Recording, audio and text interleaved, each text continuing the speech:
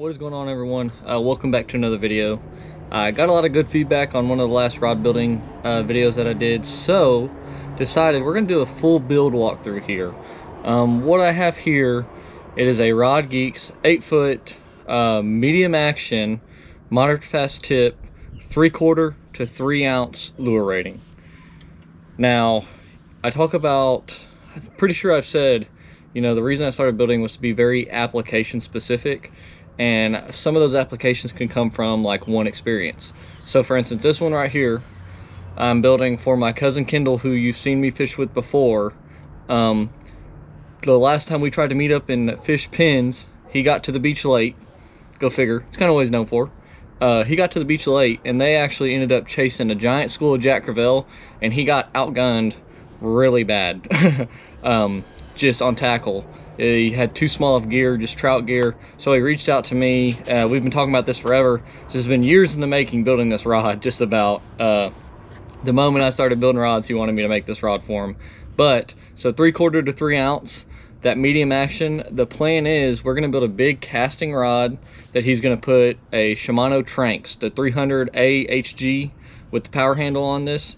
The whole point is hopefully this is a rod that he can both double throwing big spoons off the jetties whenever he comes with me, or he can take this thing into the surf and throw big spooks, big twitch baits, stuff like that to get a reaction bite. And one thing he also loves to do is throw big old glide baits down in Baffin Bay when he gets a chance.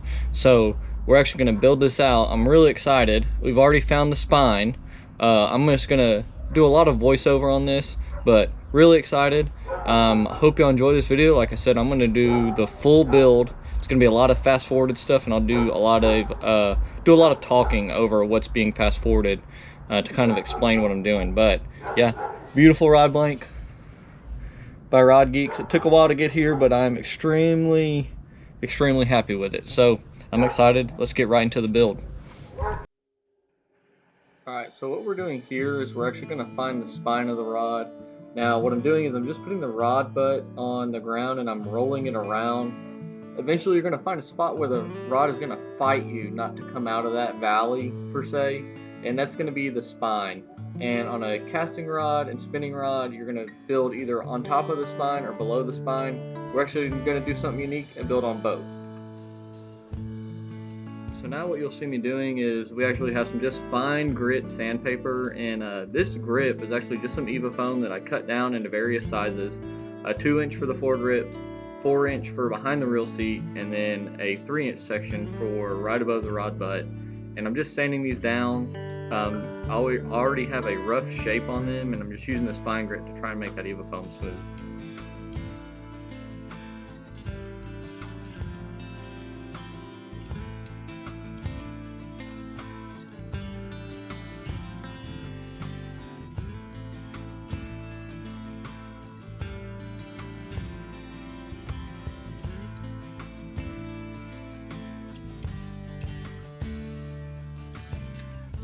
Now we're just using the drill. We just need to ream out the inside diameter of these EVA foam pieces. Really, we're just trying to fit that blank nice and snug. So here we are. We're just going to work every single piece with the reamer and then put them on the rod and get them glued in.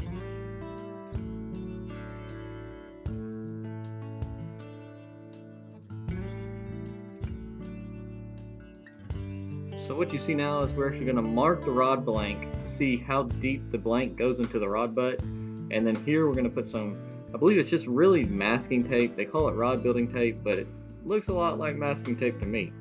So we're going to try and match the inside diameter with my wife and the baby right there in the background, interrupting a video.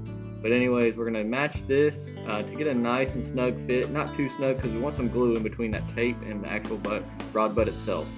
So once we get that on there, we're good.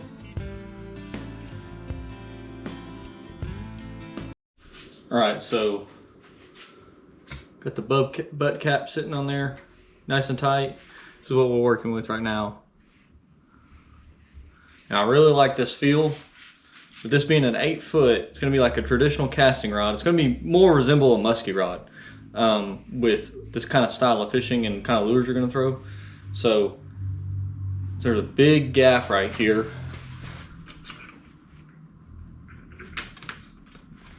probably not great to say this, but I do a lot of this stuff on feel and you know, application right here. So let's see what that is.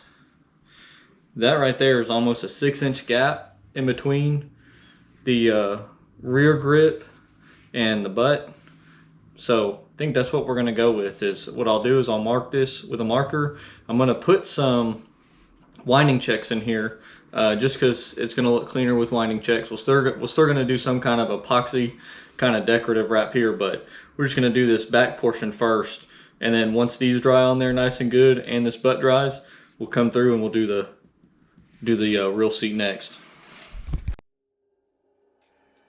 Here we are, we're gonna mix our Pro Paste 1-to-1, or as close to 1-to-1 as you can get it.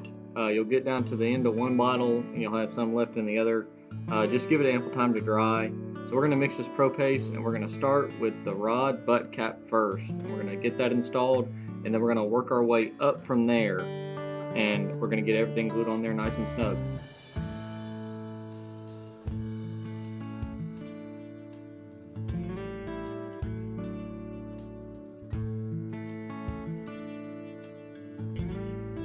Overdo it rather than underdo it when it comes to gluing these components on. And right here you'll see this is a nice little tip and trick to save on that epoxy if you're mixing small batches. Everything that I push forward with that butt cap, I'm just going to smear it, keep smearing it forward, and we're going to use that to actually bring that bottom handle piece down.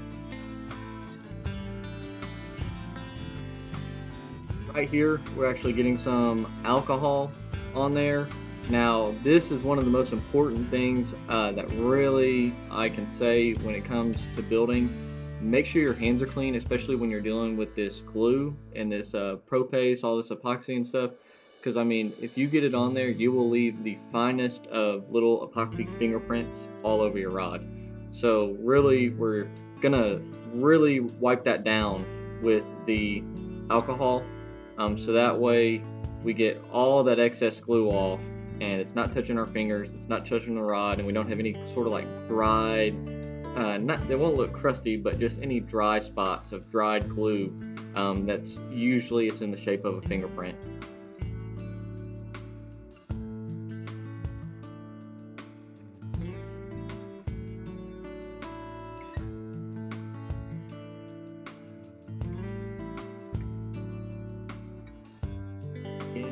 I just want to reiterate, overdo it when it comes to cleaning the rod rather than underdoing it, because you're going to get a lot cleaner of a finish.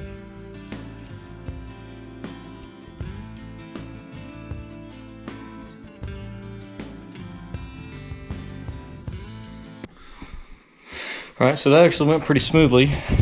Here's what we have so far.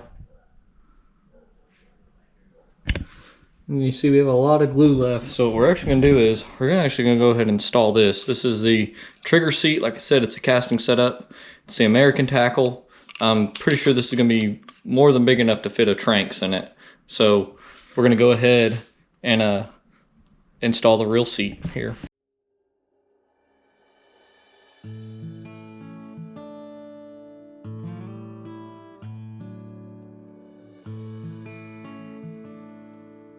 Here we're going to get that real seat pushed all the way back up to that rear grip, and then we're going to come in right behind it because there's going to be a big gap there as far as the inside diameter of that real seat and the diameter of the rod blank right here. We're going to come back through with this rod building tape. Again, I think it's masking tape, but we're going to come back through and we're going to get a nice tight snug fit. I say snug, you want there to be enough room for that epoxy glue to get in between that masking tape and the real seat itself. So you'll see me kind of fidgeting with the tape, putting some on, taking some off. I'm trying to get that happy medium of just right feeling. And here, this looks like a lot, but what we're going to do is we're actually going to do 5 different rings of this masking tape. And we're going to make sure that glue gets on every single one and push that glue in between each ridge of these whenever we apply the epoxy glue.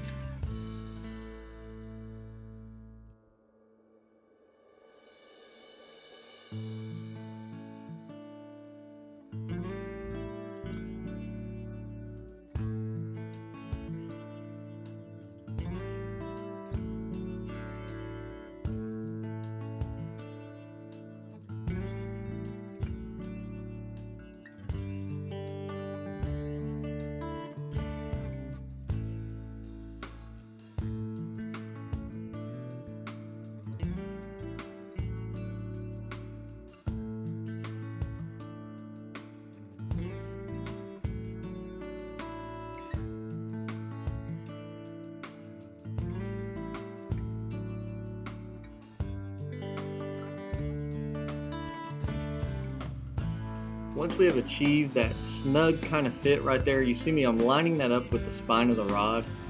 Just because on a casting rod, you want to build it on top of the spine or 180 degrees from the side that is determined to be the spine on a casting rod. So I'm going to have that trigger lined up with the spine that I have marked using a white China marker. Right now what I'm doing is I'm just taping off this edge of the reel seat, just because all the glue that we're going to put on those masking tape rings right there, all that is going to be pushed back up against that, and just put some tape down, and then you can really just clean the tape area with your paper towel and alcohol, and then you can rip that tape up. And a lot of the times, if you do it correctly and get a nice tight fit with that tape, you can avoid a lot of the excess mess that comes with putting on a lot of this epoxy glue like this.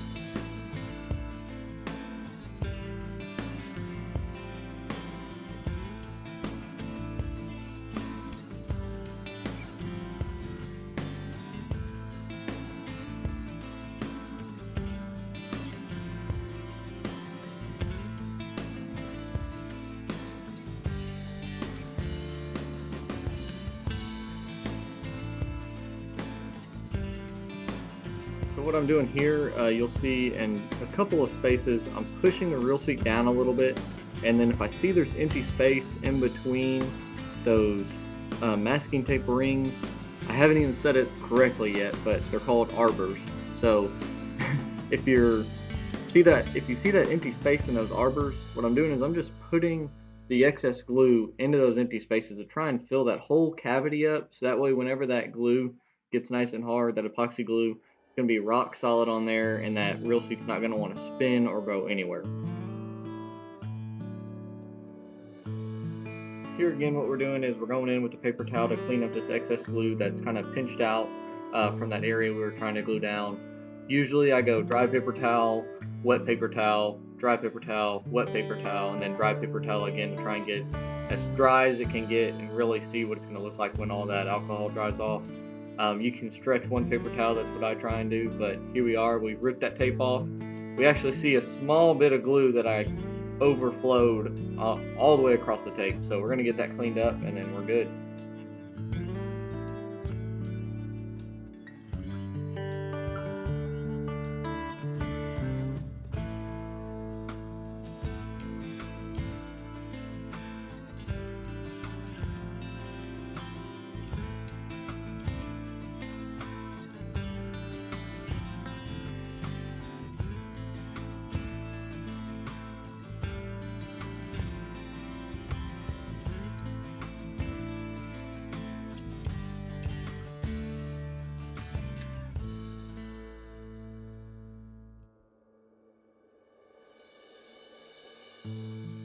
So here's actually what we're working with after day one.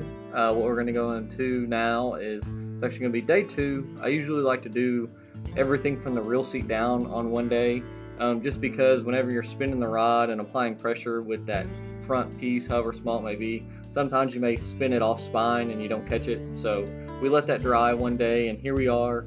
We're going right back in there. Again, I'm going to tape up right there on the reel seat, so that way when we push that small piece down, any of that excess glue we push forward, we can kind of just clean it off the tape and then rip the tape off and get a good, nice, clean line.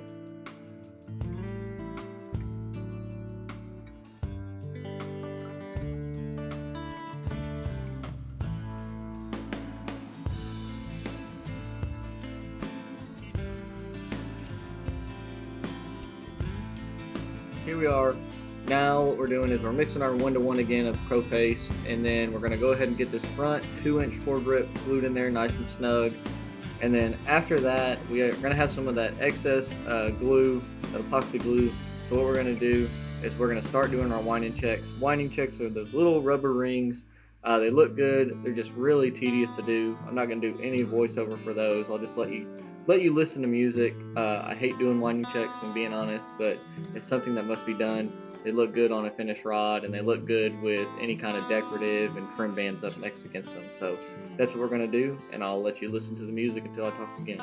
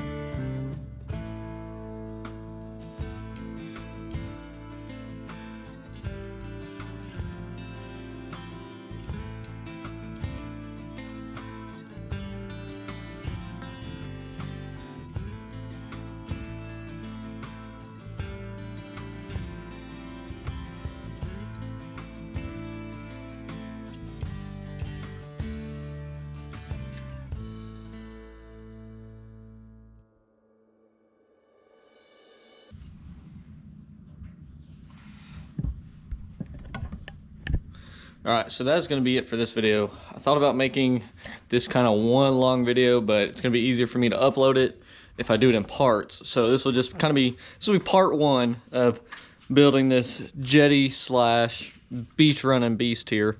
Do a little, see what we're working with right here. So this bottom piece is actually 3 inches, hand shaped like a lathe, but with a drill.